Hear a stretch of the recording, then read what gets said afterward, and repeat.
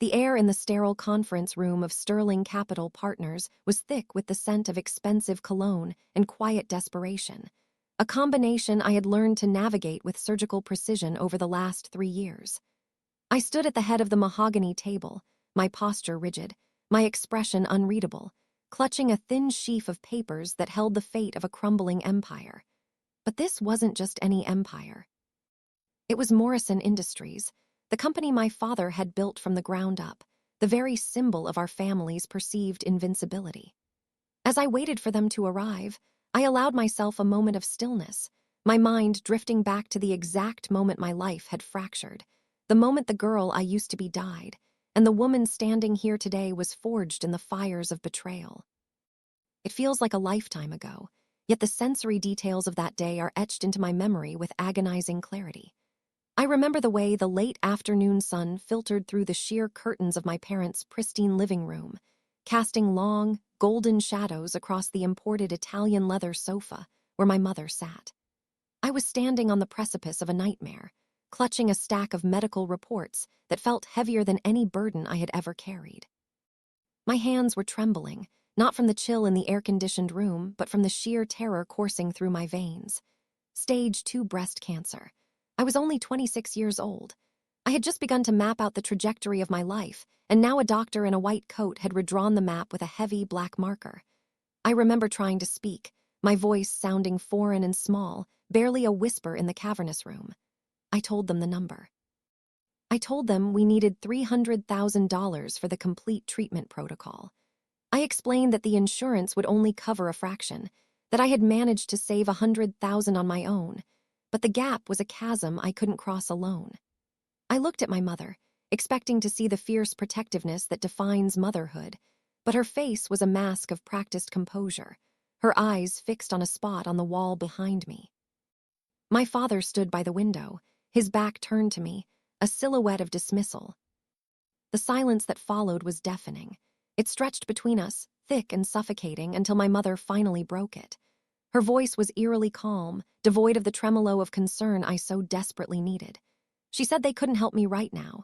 She said my sister Madison's wedding was in 3 months, and they had already committed to paying for everything. I blinked, certain that the stress had caused me to mishear. I questioned her, my voice cracking. I reminded her that this was cancer. That time was a luxury I didn't have, that the doctor had used the word immediately. When my father turned around, I didn't see the face of a concerned parent. I saw the face of an accountant annoyed by an unexpected expense. His face was flushed with irritation, not fear. He started talking about the venue, about the $150,000 it cost, about the flowers being flown in from Holland. He used a word that hit me with the force of a physical blow. Deserved. Madison deserved her dream wedding. The implication hung in the air, toxic and suffocating. She deserved a party. I did not deserve to live. I felt my knees weaken, a wave of nausea rolling through me that had nothing to do with the chemotherapy I had yet to start. I asked them, my voice trembling with a mixture of grief and rising fury, if that meant I didn't deserve to live. My mother sighed, standing up to adjust a crystal vase of fresh orchids, a motion so casual it felt like a slap. She told me not to be dramatic. She suggested cheaper treatment options, or a loan, as if I hadn't already spent sleepless nights researching every possibility, as if banks were lining up to lend that amount of money to a single woman with a life-threatening illness. I told them I had tried, that no bank would approve it. That was when Madison burst through the front door. She was a whirlwind of designer shopping bags and unearned happiness. Her face glowed with the particular radiance of someone who had never faced a single real hardship. She was oblivious to the tragedy unfolding in the room, holding up a receipt for a dress she had found, a Farrah Wung original that cost $45,000. She froze when she saw my tear-stained face, but her reaction wasn't concern. It was annoyance. She asked if we were still talking about the cancer thing. She called my life and death struggle a thing, treating it like a minor inconvenience, a piece of lint on her perfect fabric of life. I turned to her pleading. I asked if we could scale back the wedding just enough to bridge the gap. The reaction was instant and explosive. She dropped her shopping bags, her face twisting into a mask of selfish entitlement. She refused. She said she had been planning this her entire life. She was more worried about embarrassing her future in-laws with a budget ceremony than her sister dying. I looked at the three of them, my father, the coward, my mother, the enabler, my sister, the narcissist. I asked the question that would seal my fate. How much was the total budget? My father shifted uncomfortably, admitting it was around $400,000. The number hung in the air, a verdict of my worth. $400,000 for a single day of celebration, while I needed $200,000 to save my life. The math was simple. The choice was made. I saw exactly where I stood. I gathered my papers, the rustling sound loud in the quiet room. As I turned to leave, my mother reached for my arm, offering a hollow promise to figure something out after the wedding. I pulled away, replying that after the wedding might be too late. That night, sitting in my small apartment surrounded by medical bills and a wedding invitation that felt like a death threat, I felt a cold resolve settle in my chest. The cruelty of the irony wasn't lost on me. I was being asked to die quietly so a wedding could live loudly. My phone buzzed. A text from Madison. "Don't you dare tell Jason's family about your situation. I don't want anything overshadowing my special day." I stared at the glowing screen, the text acting as a key that unlocked a door I had kept shut for years. If my family wouldn't help me, I would save myself. I opened my laptop. I had built a small consulting business specializing in corporate restructuring. It wasn't huge, but it was mine. My family had mocked it as a cute little hobby, but the industry respected it. An investment firm, Sterling Capital Partners, had been courting me for months, wanting to acquire my client list and my expertise. Their offer had been sitting in my inbox, waiting for a decision I had been too sentimental to make. I pulled up the email. $2.5 million. I looked at the medical reports. I looked at the gold leaf embossing on Madison's invitation. The choice was crystal clear. The next morning, I walked into the sleek offices of Sterling Capital and signed the papers. By the afternoon, the money was in my account. I scheduled my treatment for the following week. I didn't tell my family. I let them think I had found a loan, or a miracle, or that I was simply fatting away. They were too consumed by flower arrangements and seating charts to ask. The months that followed were a blur of pain and progress. Chemotherapy was a brutal teacher. It stripped me of my hair, turned my skin sallow, and ravaged my body. I worked remotely from my hospital bed, fueled by an icy determination. While Madison was fitting her $45,000 dress, I was vomiting into a basin and drafting restructuring plans for major corporations. While my parents were tasting cakes in the Maldives for the rehearsal dinner, I was fighting for every breath. I was building my position at Sterling Capital, climbing a ladder that my family didn't even know existed. Madison's wedding arrived with all the fanfare expected of a $400,000 production. Orchestral music swelled, cascading flowers adorned every surface, and ice sculptures glistened in the sun. I sat in the back row, wearing a high-quality wig and makeup that couldn't quite hide the hollows of my cheeks. No one mentioned the cancer. It would have ruined the aesthetic. I watched my sister glide down the aisle, looking like a fairy tale princess, and I felt nothing but a distant, hollow ache. I was already gone from them, even though I was sitting right there. After the wedding, they jetted off to the Maldives for a 2-week celebration. I underwent my second round of chemotherapy alone, clutching the toilet bowl, sweat stinging my eyes. But I wasn't the victim they had left behind. I was evolving. My expertise at Sterling Capital was catching the attention of the senior partners. I was given larger clients, more responsibility, more power. I was becoming the shark in the tank. 3 years passed. The scars faded, my hair grew back thicker and darker, and my body regained its strength, tempered by the fire of survival. I was no longer the scared girl in the living room. I was a senior lead consultant, a force to be reckoned with. That was when the email arrived. It was a file on Morrison Industries, my father's company. They were facing bankruptcy. They needed a miracle, and Sterling Capital was their last hope. The irony was so poetic it almost made me laugh. I read the report detailing the $75 million in debt, the pending lawsuits, the 60% stock drop. Every major decision would require my signature.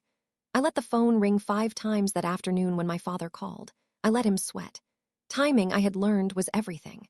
When I finally answered at 5:00 p.m., his voice was strained, missing its usual authoritative bluster.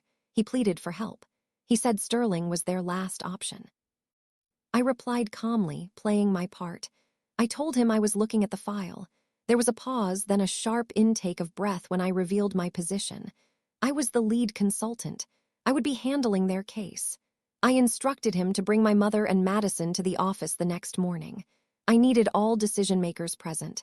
I hung up before he could respond. That night, I prepared my armor.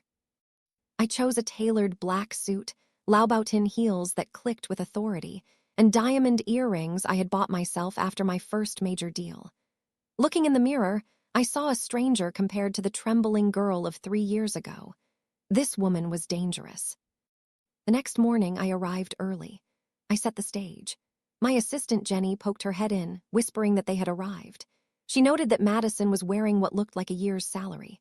I smiled a cold, sharp expression and told her to send them in.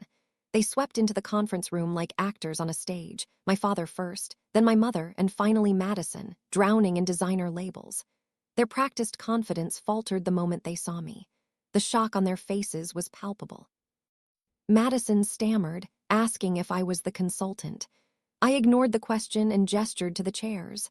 I told them we had a lot to discuss. They sat, looking uncertain for the first time in their pampered lives. I stood. I took the remote and lowered the presentation screen. I clicked to the first slide. Morrison Industries. Founded in 1985, current market value $50 million. Debt, $75 million. I listed their failures with clinical precision. My father shifted, trying to explain away the setbacks. I cut him off. I clicked to the next slide, showing the financial hemorrhage caused by Madison's department. $30 million lost in failed initiatives.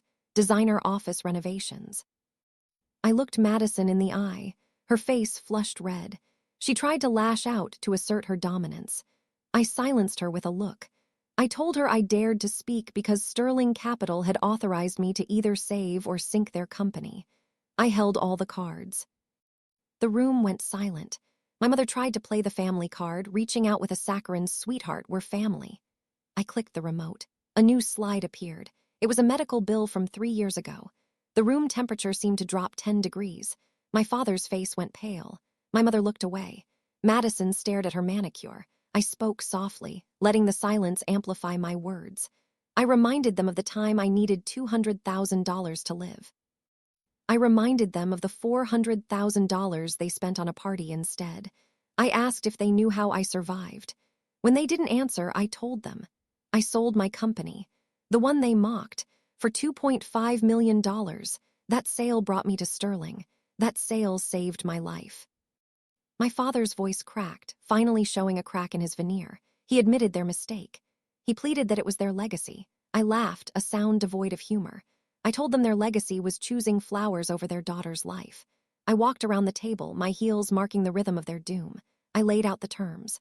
A rescue package was available, but with conditions. First, my father and Madison had to resign from all executive positions. They would retain only symbolic board seats. Second, the company would be restructured under new management.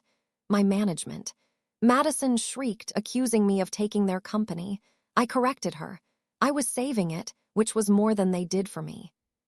I placed 3 contracts on the table. I gave them until 5:00 p.m. to decide. Sign, and the company survives under my rule. Refuse, and I let it sink. The choice was theirs. My mother tried to touch my hand again, speaking of working it out. I pulled away, echoing her own gesture from years ago. I told her this was exactly what we were doing as a family. Then I delivered the final blows. I looked at Madison's handbag and Hermes Birkin. I pointed out the stitching was wrong. I told her authenticating luxury items had become a hobby during my treatment. Her face turned scarlet as she hid the counterfeit bag. I walked to the door, pausing for one last turn. I mentioned Jason, Madison's husband. I casually dropped that he had filed for divorce last month. I mused that expensive flowers don't guarantee happiness. I closed the door behind me. Through the glass walls, I watched them stare at the contracts. I watched their perfect world crumble. By 4:30 p.m., they had signed. They had sold their pride, their control, their legacy to the daughter they left for dead. That night, in the safety of my penthouse, I opened my safe. I pulled out a photo taken 3 years ago. It showed me in a hospital bed, bald and frail, smiling weakly after my first round of chemo. No family was in the picture, just a nurse. I poured a glass of expensive wine and toasted the scared young woman in the photo. I whispered that we made it. The next morning, Morrison Industries announced its restructuring. The stock soared. The market had more faith in me than my family ever did. Madison posted tearful rants about betrayal. My mother left voicemails about forgiveness. I deleted them all. I was too busy rebuilding the empire I had rightfully conquered. It's funny how the human mind works. We often think revenge is a dish best served cold, but in reality, it's a mirror. I didn't destroy my family. They dismantled themselves with their own choices. I simply held up the mirror and forced them to look at the reflection of the people they had become. I often wonder if they sit in their empty, silent house now and think about that day in the living room. Do they replay the moment they chose a party over a pulse? Do they realize that the $400,000 they spent on a single day of vanity cost them an entire lifetime of power? The lesson here isn't about revenge, really. It's about value. It's about knowing your worth when the people who are supposed to love you most try to price you at zero. They underestimated me. They saw a sick girl with a begging bowl. They forgot that diamonds are created under pressure, and sometimes the person you leave for dead is the only one strong enough to survive. I didn't just take their company. I took back my life, and that is a payment no amount of money can ever buy. If this story gave you a sense of cold, hard justice, do me a favor and smash that like button. It really helps the algorithm find other people who love a good karma story. And I want to hear from you in the comments. Have you ever been in a situation where you had to prove your worth to the very people who should have believed in you? How did you handle it? Drop your stories below. Don't forget to subscribe and hit the notification bell so you never miss a moment of poetic justice. Thanks for listening, and remember, never underestimate the quiet ones. We always remember who left us behind.